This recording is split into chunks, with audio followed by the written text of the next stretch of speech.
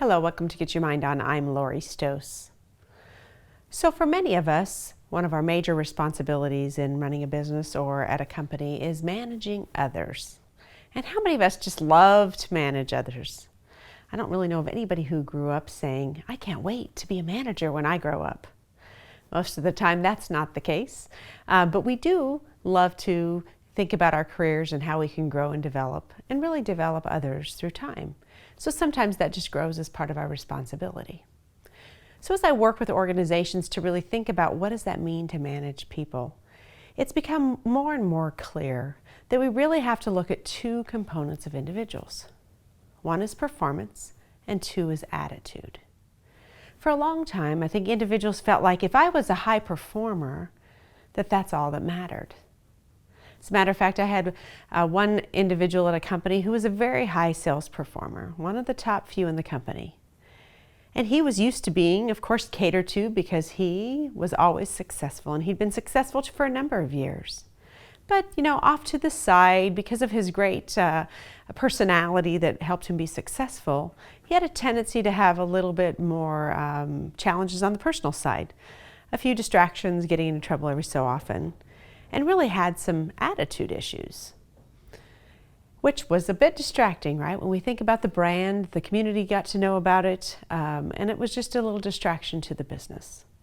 So as we had those conversations about performance and attitude, we really had to step back and think about the difference between just performance versus performance and attitude. So the conversation that we had went like this. Well, hey, I'm a great performer and I can't be replaced. I understand that, but when we think about those other issues, your attitude, the way you have these things that come up every so often that are distractors and something we have to manage in the marketplace, that becomes a little distraction to the business and of course to others.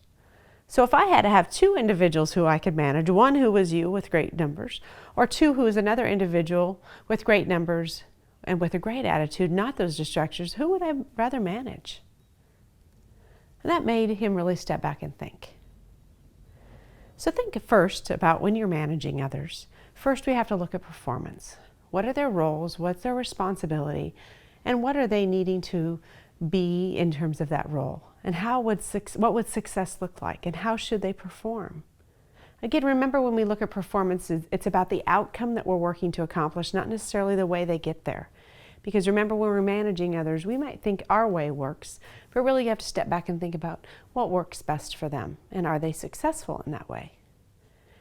So really outlining those roles and responsibilities, the expectations of the role. And another thing to think about, which I find is a big factor when managing performance, is the amount of time spent doing certain responsibilities. When we sit down and do performance reviews, I find that is one factor that makes a big difference. When you as the manager are talking about something with them and you're thinking they're spending maybe 20% of their time at that responsibility or that part of their role, and they're spending more like 50 or 60. So that's a big difference. So adding that time percentage in really does help you think about their performance. It also helps you think about their talent. Is it easy for them? Is it taking them a lot of time to accomplish that, or is that something very simple? So clear expectations and understanding that is very important. Also having those metrics and something measurable for them to reach. Something like sales is very easy for us to look at when we think about performance. But sometimes when you're in a more of a support role or a services role or management role, we really have to think about what are some of those outcomes that we're working to create.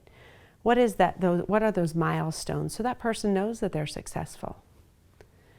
So that's the performance side. Now for the attitude side, it's very important that we help people understand what's important in terms of that attitude.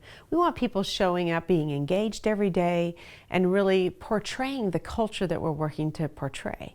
Those individuals every day are representing us and our brand, whether that's internally or externally to our customers.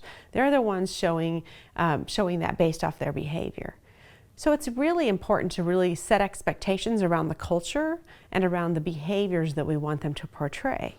So many companies really look at their values. let's look at honesty, integrity, and those types of behaviors. It's really important to, really look at those and say, how is this individual doing? How are they aligning with our values? How are they aligning with the behaviors in the office? Are they engaged? Are they chit-chatting behind people's backs? Are they being able to approach people and be open and honest with them? So those behaviors are really important. I always talk about that modeling behavior. When we do performance reviews on the attitude portion, yes, there's some of this that's, kind of judgmental, and you think, well, compared to me, they're not as honest. Well, a lot of times if we don't think about those pieces and ask the questions, we kind of let things go by. But when you have to stop and go, wow, okay, what is that integrity level or honesty level, or how are they representing the brand? It makes us really stop to think about that and really have those conversations with them about those expectations of that attitude that they're portraying.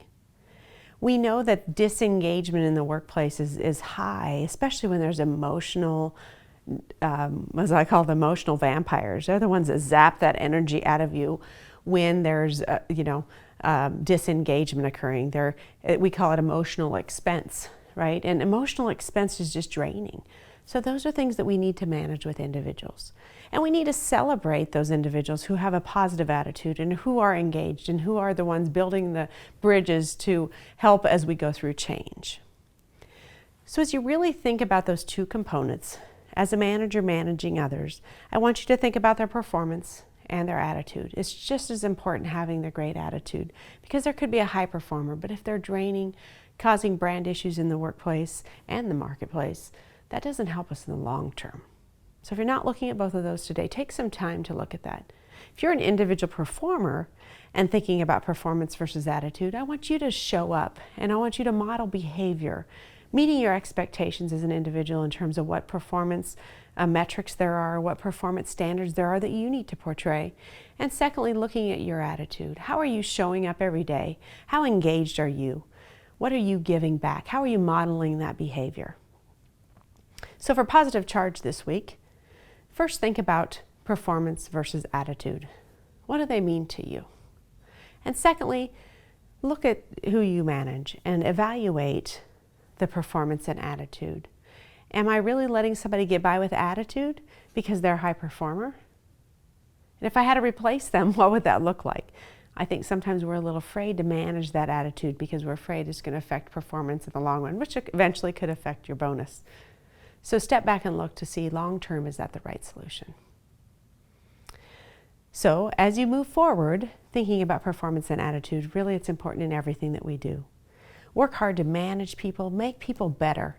That's the whole goal of us being managers and leaders, is really to make people better every day, which really includes making them better performers, making sure they're a fit in the job, and also making sure they're modeling leadership and fulfilling our brand into the marketplace as it should. Thank you for joining us today, and remember to get your mind on.